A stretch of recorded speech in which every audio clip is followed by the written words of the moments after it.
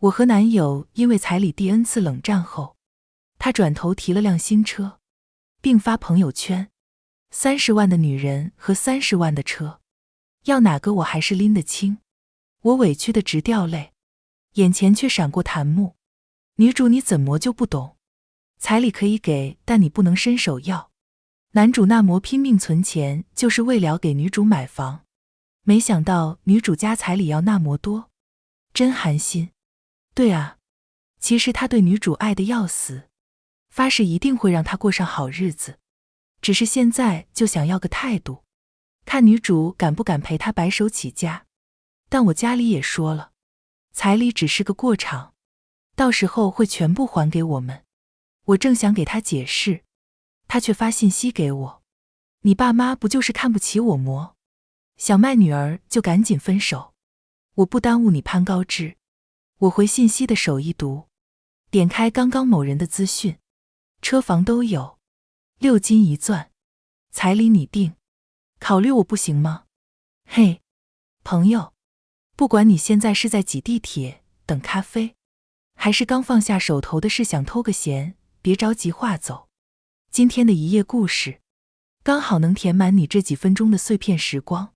喜欢我的朋友，欢迎点击订阅分享。那我们故事开始。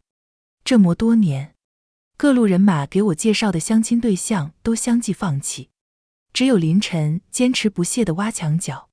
车房都有，6金1钻，彩礼你定，你就考虑考虑我不行吗？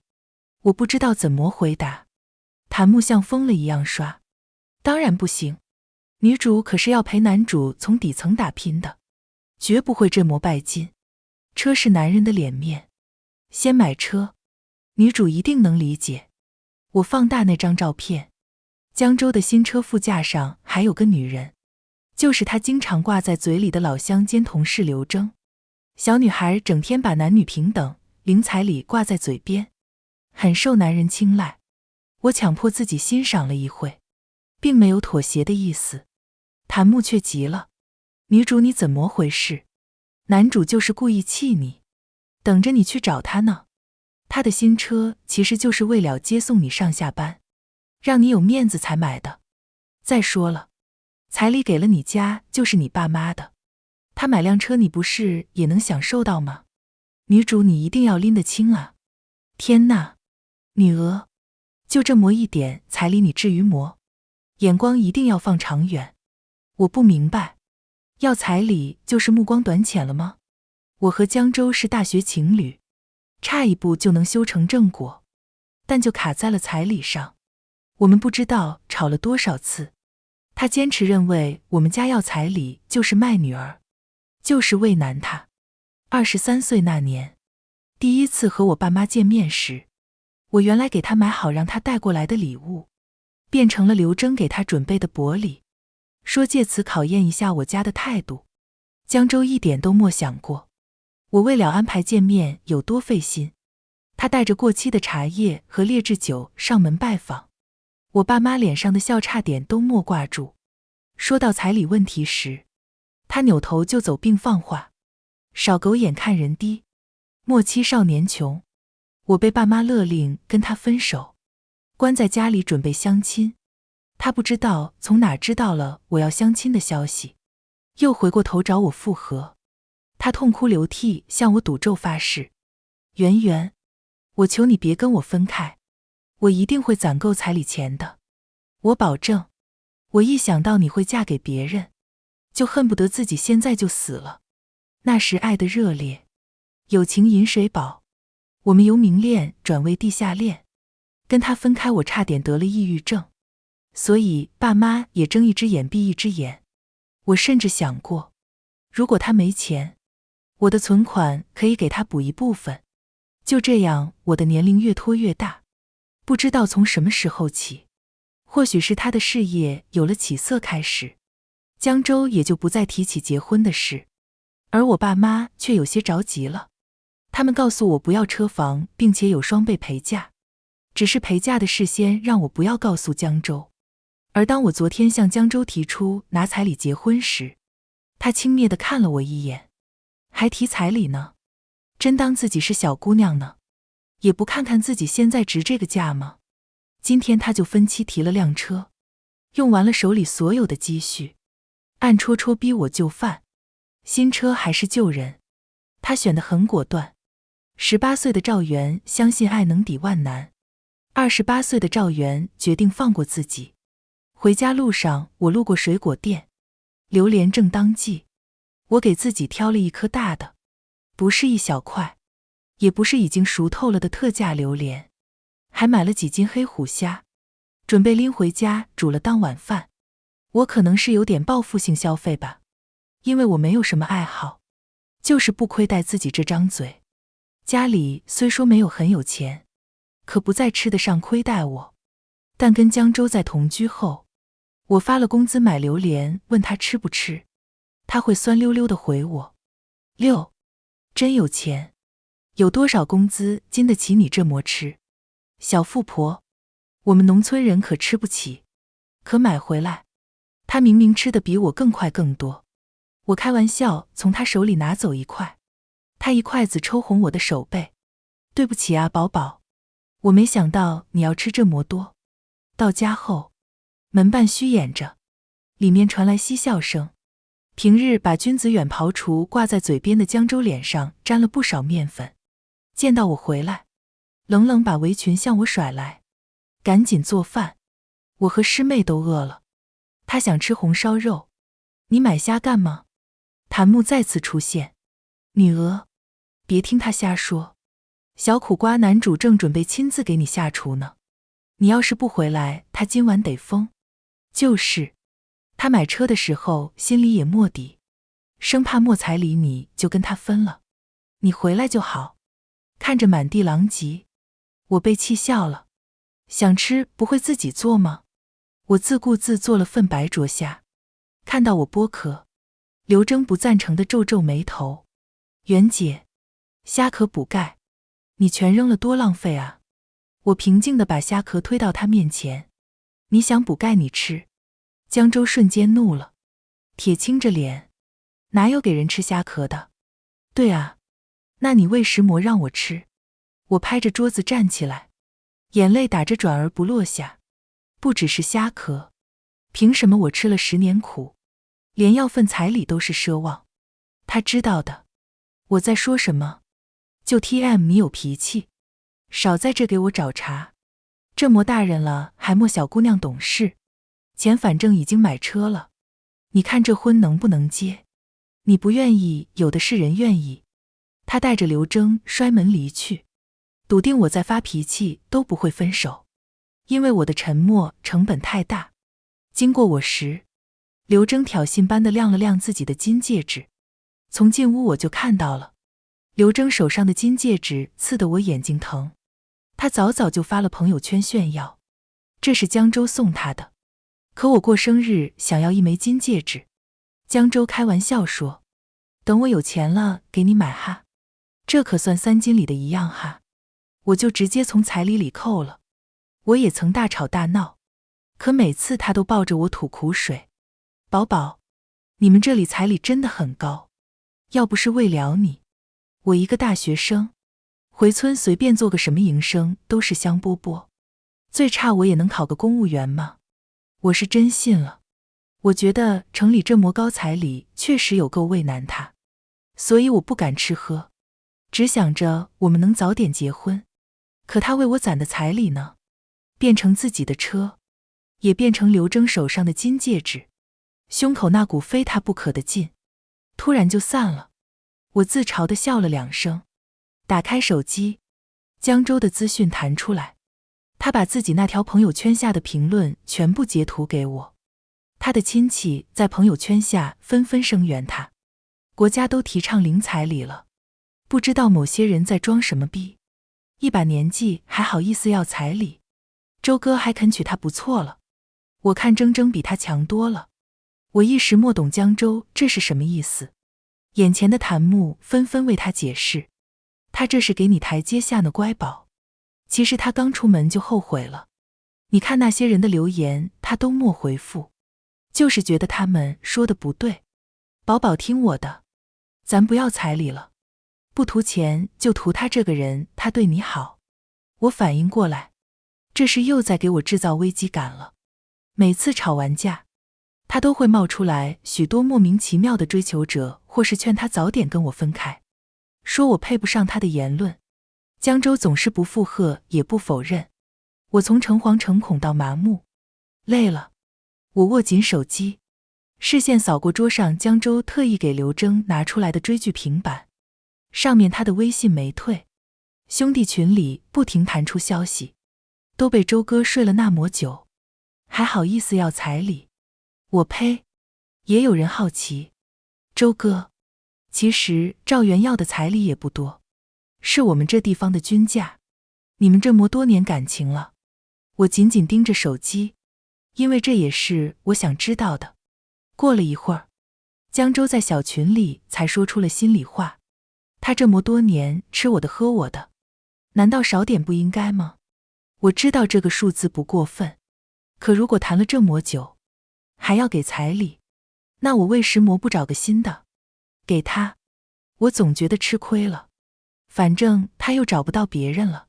一瞬间，我手抖得不成样子。原来我这么多年的坚持，在他看来是我默认要了，只能贴着他，跟他在一起越久，我就越贬值。既然如此，那大家都找新人就好。我几乎是瞬间就做出了决定，给林晨回了消息，行，但我不闪婚。林晨秒回，恋爱，见家长，求婚，上门提亲，订婚，结婚，我一步也不会错。果然，自己谈的什么都嫌多，父母介绍的生怕给不够，躲在被子里痛哭一场后，隔天我给婚礼公司打去电话。是的，订购的4大金刚和婚庆布置全部取消。电话那头愣了一瞬，婚庆人员再三提醒我，您的婚礼场地非常偏僻，要是现在取消，到时候就订不到了。不怪策划师讶异，因为我想在市里摆酒席圆公主梦，但是江州执意要求要回他们老家村里办。他说在外面办婚礼会被村里人戳断脊梁骨。我找了好几家婚庆，才有人愿意接那么偏远的，现在又要取消了。取消婚庆的事当然瞒不住江州，他罕见的主动找我，在，你想好了吗？不等我回答，他下一句就是，想清楚的话，这么多年在你身上花的钱共计15800，你微信还是支付宝？随之而来的一份清单，连帮我买的卫生棉多少钱他都在上面记得一清二楚。弹幕上的话也再一次刷新了我的下限，这是专属我们土象宝宝的情话，想挽回也只会一个劲问你想好了没，意思是我舍不得你。 KSWL 男主只是想吓唬女主而已，这份清单也是想提醒他们之间有过这么多回忆。我利落地把钱转了过去，他这个人我都不要了，还会稀罕他这点钱？女主怎么这样啊？好狠心哦。转账过去后，对面一直输入，久久没有回话。第二天醒来时，已被收款。我默认这是成年人最后的遮羞布，体面分手。没想到他妈给我打来了电话，喂，小赵，明天我陪周周他就来市里看个病，你看着给我们安排下。自打江州跟我谈恋爱在市里站住脚后，他老家里的亲戚朋友有个头疼脑热鸡零狗碎就总是找他，他呢每次都要请假东奔西跑，求爷爷告奶奶。我不忍心看他这么辛苦，就主动提出帮忙。而我自打帮了他们一次忙后，接待他们也就变成了我的义务。他们老家所有的人只要一进城就打我电话，不容我拒绝。江妈妈又补充道，对了，别打扰周周，你请个假陪我们就行。我直接掐了电话，这是他找自己儿子，我没陪他的义务。第二天上班，还没进医院，我就远远看见江州妈妈黑着脸在门口堵我。城里人起的就是晚，你爸妈也就是命好才有城市户口，但生了个丫头有啥用？以后还得靠我儿子。有加塞号吗？这队得排到什么时候去？我急着打卡，他跟在后面嘀咕了一路，从来就拉着个脸。我家欠你的了，你还打什么卡？这2天在这照顾我们就行了。长辈跟你说话呢，耳朵聋了吗？他伸出枯瘦的手臂，紧紧抠着我。我忍无可忍，把他挥了个趔趄。这位女士，我跟你儿子已经分手了，有病就去窗口排队。江州妈妈一脸不可置信，猛地拔高声音：你少吓唬我，小周都说了你就是想要钱，这么大年龄，除了我儿子，谁还要你？再说我儿子那么忙，你不在谁伺候我们？我找你是看得起你，小心我一句话我儿子就把你休了。那个小刘就不错，人家还不要彩礼。江州妈对着我喷唾沫星子，好像我是他家的使唤丫鬟。我也觉得他不错，有事你找他。我转身扭头就走，前任做到我这份上，也算仁至义尽了。眼看我把江妈丢在医院，谭木比我更着急，男主都没有把分手的事告诉家里，显然他就是不想分呀。女主你是不是傻？为这破彩礼把老人独自扔在医院，女主这辈子也是有了。江妈不依不饶追出来指着我骂，你凭什么不管我？要不是你家要这样呢，我儿子怎么会留在市里这么辛苦？我定定地看着他，他被我盯得心虚，尽显颇负本色。大家都来看看哀，就这个女的为了彩礼把我全家往死里逼。我深呼吸，给脸不要就算了。保安，这儿有人医闹，赶快来处理下。江州留在市里是为他自己发展，他跟谁结婚能不要车房和彩礼？为什么要全部算到我的头上？他这副嘴脸，让我心口泛起一阵恶心。哦，看到我呕吐，江州妈妈眼中闪过一丝金光，立马起身。哼，有你求我家的时候，我陡然想起这个月大姨妈还没来，心里有种不祥的预感。之前江州似乎半开玩笑说过什么，如果你要是怀孕了，彩礼可得打折哦，月份越大，彩礼越便宜。到时候我不着急，着急的可是你爸妈，估计巴不得贴点钱把你嫁给我呢。正好在医院吃过午饭后，我就约了 HCG 检查。在妇产科等号时，我无意扫到走廊，江州正陪着刘征从门诊出来，他左手提着刘征的包，右手端着一个保温杯，细心地喂刘征喝水。周围的孕妇全都眼热得不行，抱怨着自己老公，看看人家多心疼自己女朋友。我不确定他有没有看到我，但有些话今天一定要说。请10号刘征去药房取药。他听到号后，立马扶着起来刘征起来。走廊那么宽，他飞狠狠撞过我肩膀，保温杯里的开水在我手上烫起一串水泡。我确定他是故意的。谭木也这么说。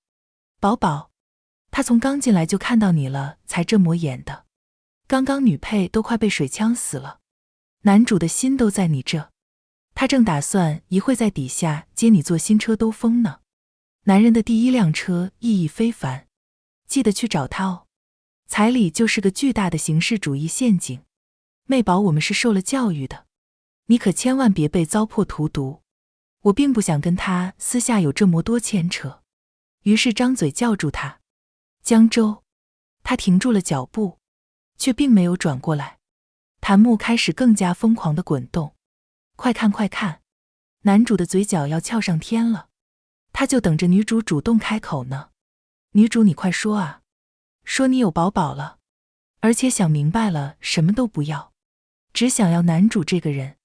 在檀木的疯狂祝福下，我开口，既然已经分开了，之前我送你的贵重物品，麻烦还给我。我话音刚落，刘征就像护崽的母鸡，把江州揽到身后，冲我嚷嚷：赵元，这么多年你吃喝住都是周哥出钱，你还有脸要回礼物？而且分手是你提的，都什么年代了，你还要这么高的彩礼？你底下是镶钻了吗？两女争一男，还牵扯彩礼。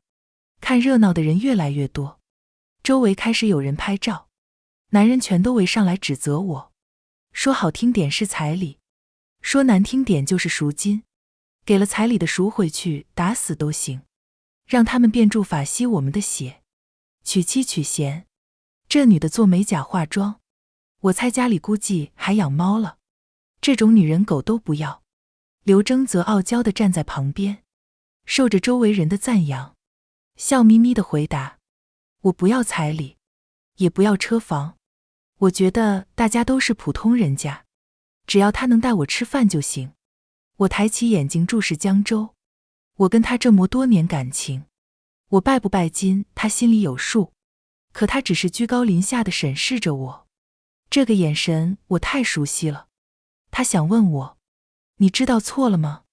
又是这样，只要他稍不如意，就把我的错处公之于众，让他人审判。表白墙上声泪俱下的小作文，抖音上的伤感文案，或许别人看来他很真诚，可全部是他给我绑的枷锁。只要他不高兴，我就被无数人按着头给他道歉。我与他对视，目光坚定。还有我爸妈给你的红包，也要一并还给我。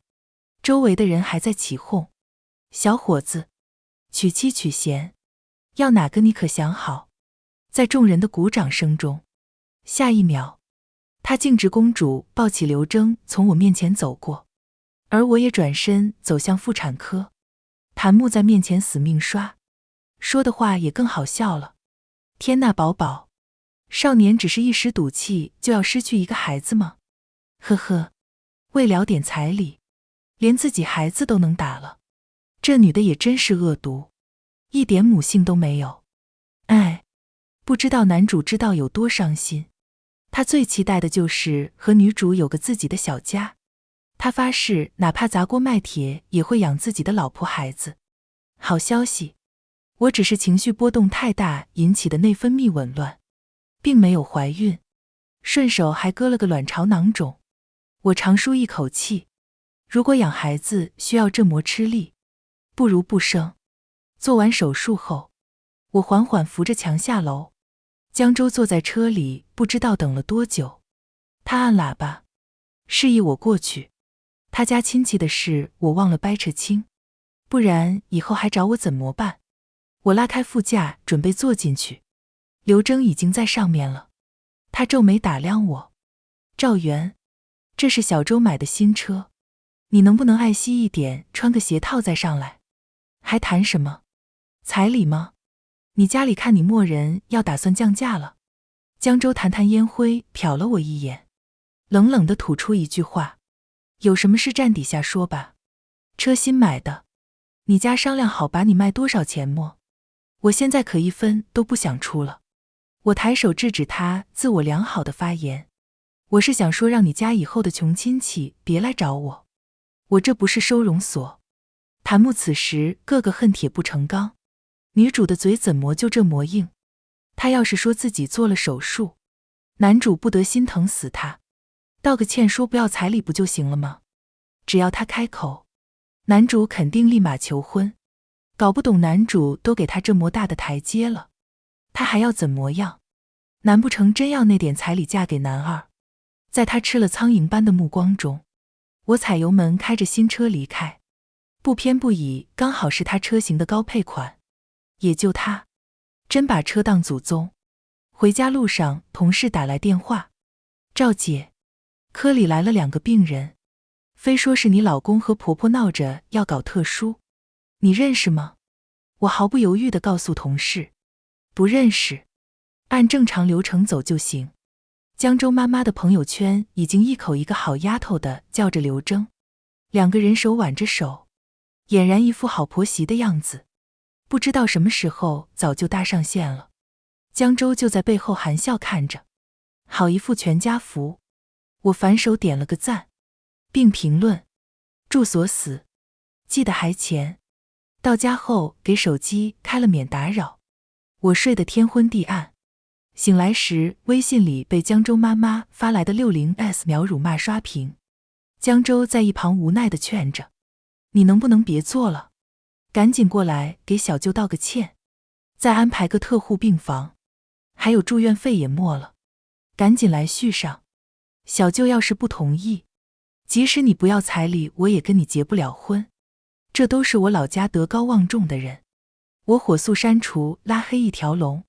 谁认识他们是哪根葱啊？去府才能生机。知道我分手后，林晨也开始正式追求我，每天拉着我撸铁运动，累得我回家倒头就睡，根本没精力想别的。没曾想过了2个月，江州突然出现在我家楼下。在家吗？我一会儿到。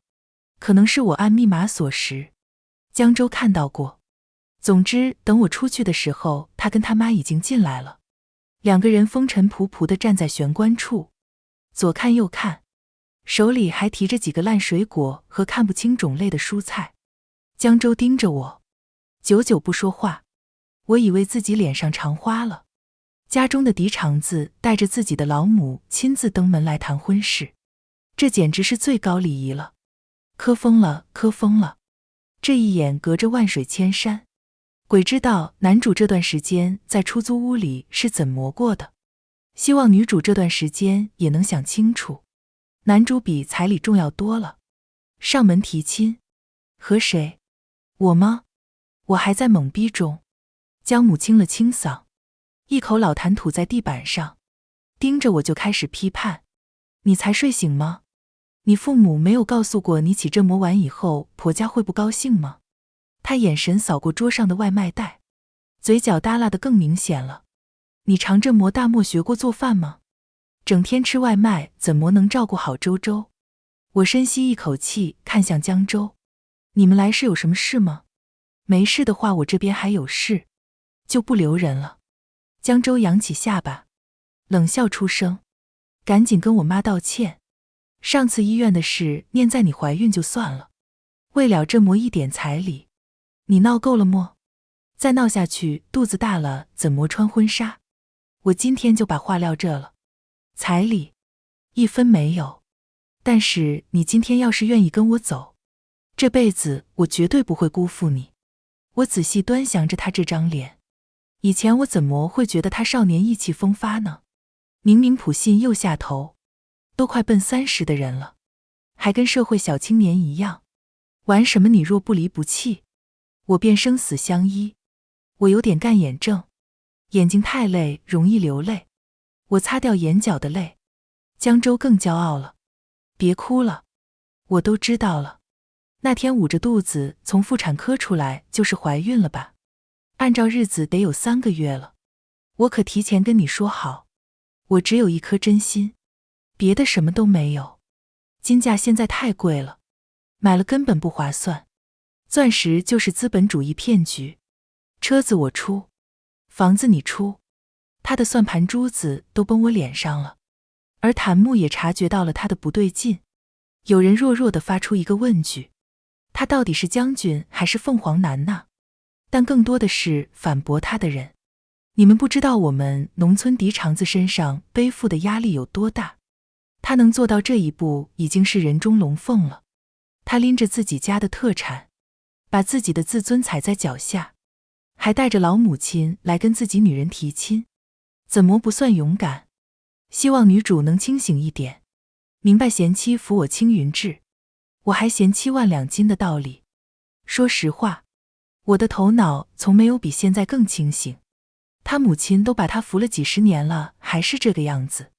现在他是准备找个新的娘寄生吗？敲碎曾经的滤镜，我开始客观地评估江州。农村户口，单亲家庭，母亲养老无保障，没有房，只有一辆分期买的车，工作马马虎虎。而我，城市户口，父母俱在职且有退休金，家里房车都有。我挣得少，但也花得少，比上不足，比下有余。江州实在没有任何可取之处，最大的底气就是我曾真的爱过他。迎着他胸有成竹的目光，我笑了笑。我们早 TM 分手了，滚！你们这是私闯民宅，再不走我马上报警。我没多做犹豫，转身拿起马桶刷就往他身上打。临走前，江州母亲拧着眉叫嚣，还愣着干什么？走啊！孩子在谁肚子里谁着急？过2月他就得来求着你结婚。江州满脸失望地看着我，留下一句：你再好好反省反省吧，到时候大肚子办不了婚礼别怪我。我立马联系物业给家里换了锁。我和林晨相处的渐入佳境，他算什么脏东西？既然要接触对象，那父母筛选过的自然是最方便的。有句话说的，父母让嫁的不一定行，但父母不让嫁的一定不行。林晨不知道从哪直接打入了我爸妈的社交圈，没过2天，我爸妈就把他挂在嘴边。本地人读了研，有份还不错的工作，车房都齐全，当然人无完人。圆圆，你抓紧啊！我觉得林晨是个挺正常的人，就开始习惯性的跟他约会。这是一种和江州在一起时完全不一样的体验。2眼一睁就是收礼物，不是说有多贵重，而是把我放在心上的踏实感。但江州却每天换号码给我发无数条资讯，冷嘲热讽。再拖你都显怀了，你爸妈还不松口，真黑心啊！结婚非要把我家钱掏空。行，你等着，反正你是高龄孕妇，看咱耗得过谁。我反手就是一个拉黑。和林晨相处时，我很轻松，我再也不用偷偷摸摸绞尽脑汁想借口跑出去。每次约会，爸妈都是笑呵呵地送我出门。他说，成功的男人应该自己搞定一切，不让对象有半点畏难。吃过饭的人为什么还要回去吃糠？在一个很随意甚至什么节日都不是的日子里，他送了我个黄金手镯。我逗他，你不怕人财两空？他笑道，如果有那一天，这镯子就当我随的份子。直到刷到同学群里的消息时，我才意识到好久没想到江州了。随手划拉了几下照片，他每到一个地方必打卡拍照，把他的车360度无死角拍一遍。人越缺什么，越炫耀什么，挺没劲的。大数据真的很神奇。刚推开微信，视频软体上也推了刘铮的账号给我。他穿着瑜伽裤戴墨镜站在江州的宝贝车顶上热舞，并配文：知道怎么当上将军夫人吗？就是在他还是小兵的时候就跟着他。我看乐了，林晨也跟着我乐，顺着他手指过去的方向，看到隔壁有人求婚，就也跟着凑热闹。可等我走近时，一顶头纱就别在我脑后。我转身，看到了不在一个城市的闺蜜，她背着大大小小一脖子相机对我挤眉弄眼。今天有姐妹在，你放心，包出片的。我瞬间明白了，这场求婚我才是女主角。沿着贴满照片的墙，我走到室外的露天草坪上，每个见到我的人都给了我一朵玫瑰花。走到最后，我所有的亲朋好友都在场，在他们的见证下，林晨向我求婚，该有的仪式感他一个都没少。我拍了求婚戒指发在朋友圈，爱你的人不会让你等太久。我承认我就是有嘚瑟的成分，我的后任比前任好，为什么不能分享？江州几乎是秒回。6. 在哪偷的文案和图？别说有人要追你。HHH。 所以你们女人还是要钱呗。他原来还用小号偷偷是奸我。我笑了，没钱的男人看到的永远是最值钱的东西。我们的求婚视频很快被人拍了发到同城网站上，还上了一次热门。大多数都是祝福的，极少数的掺杂了一些少数酸言酸语。最好他不图钱，他也不图色，幸福永远是有钱人的。我看了一眼，全是江州那帮垃圾兄弟。我被婚背得头昏脑热，江州却还是阴魂不散。看到我露正脸的求婚现场，他好像如梦初醒，反应过来我真的要结婚了，不是闹着玩的，跟疯了一样，在所有社交平台固执地发起挽回行动，甚至还把车又低价折卖了，打的还是为了给我凑彩礼的名义。我特别无语，又觉得很影响心情，只能答应约个咖啡馆和他聊聊。看到我进门，江州眼睛通红，哽咽道：圆圆，我们和好行不行？你原本该是我的妻。噗嗤，我忍不住笑出了声。他还在这装什么深情呢？我晃晃满手的黄金和那枚显眼的结婚戒指。别碰瓷哈，你的妻应该是刘征，毕竟吃得少还爱护你的车。最重要的是还不要彩礼，你俩不是老乡吗？这不正好凑对，未来的将军和将军夫人。江州猛地瞪大眼睛，摇头拒绝。不行，这怎么可以？他是农村户口，上面有哥哥后面有弟弟，父母帮不了一点忙。还是你好，彩礼我也准备好了，就按你之前提的来。我抬手打断他的话，可是我们早就分手了，你选了你30万的车不是吗？既然你能权衡利弊，在车子和我之间反复横跳，还享受着刘征对你的崇拜，那我为什么要自甘降低生活品质，过1+1等于0？5的生活，你就是那个负数，心里有数吧？我每说一句，他的脸色就难看一分。他引以为傲的金凤凰身份被我戳破后，彻底慌了。他近乎咆哮着：我是有不对，但你也有啊。我们这么多年感情顶不上那点钱吗？你爸妈就你一个女儿，你们家缺个顶梁柱，况且以后家里什么都是我们的，彩礼还要那么高干吗？在我们村里，只有娶不到老婆的人才会给很高的彩礼。我一表人才，差哪里了？这句话引发了弹幕里有些人的共鸣。男主也是因为从小家里穷自卑，女主不用把话讲得这么难听吧？真想看看男二如果知道他做过妇科手术，还会不会给这么多彩礼？或许男人们的思想在某种方面上都是共通的。果不其然，江州气急败坏喊出：你对象知不知道你是个二手货？跟我睡了好几年，还打过孩子。啪！我忍无可忍，终于给了他一耳光。你这种人渣还配有孩子？做梦吧！你想娶城里姑娘，却达不到人家父母挑选女婿的标准；娶村里女孩，你又不甘心。你就是个彻头彻尾的软饭男，还是想软饭硬吃的人渣。还有，你不知道吧？你的那些好兄弟早就见不得你好了。我拿出手机对到他脸上。自从我跟他分手后，他有不少朋友联系过我，还有人暗戳戳想追我。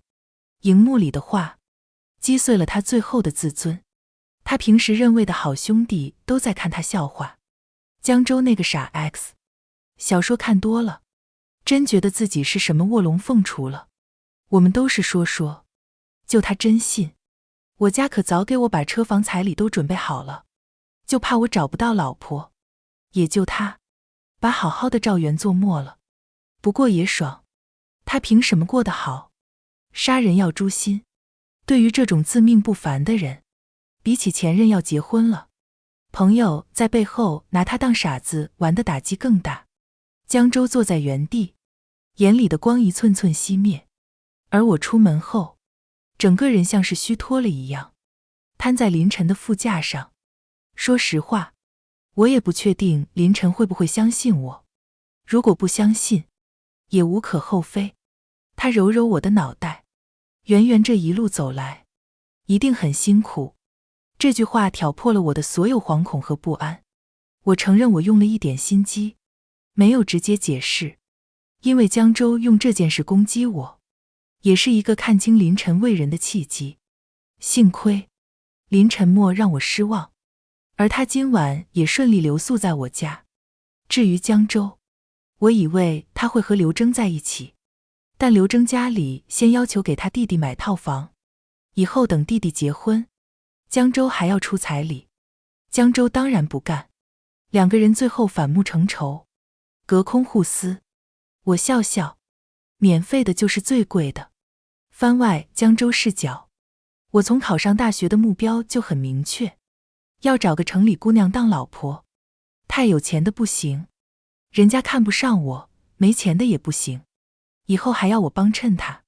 像赵元就是个很好的人选，父母双职工，又有点文化，在附近医院也能说上点话。她本人也是个乖乖女，看起来没怎么谈过恋爱，我很顺利就把她追到手了。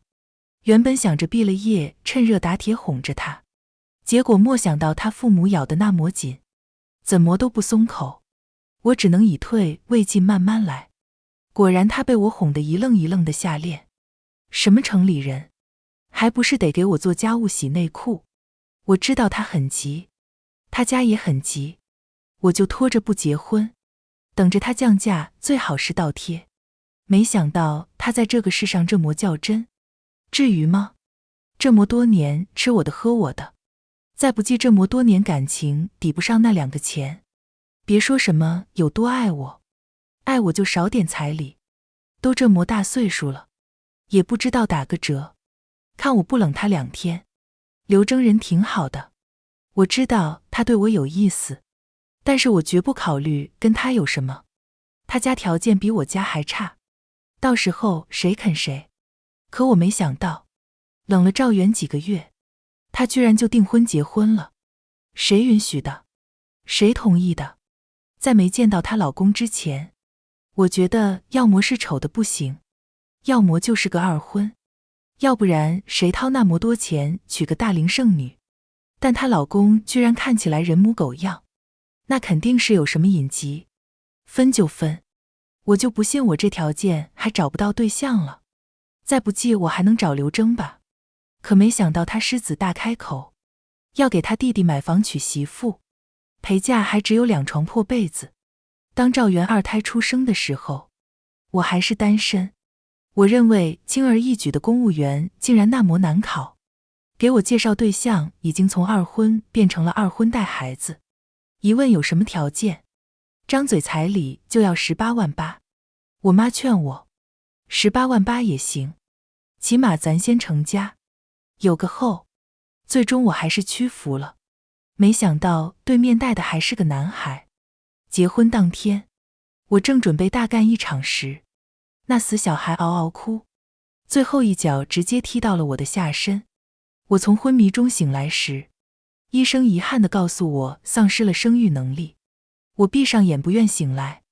梦里我和赵元早早就结了婚，事业平步青云，下班就去岳父母家吃喝，还有了虎头虎脑的儿子。只可惜一切都被我毁了。如果你喜欢今天的故事，不妨把它分享给身边的人，让一份小温暖变成2份、3份。下一期一夜故事，我们还会带来新的一夜惊喜，可能是关于梦想，关于陪伴，也可能是关于不期而遇的感动。记得准时来赴约，咱们下期不见不散。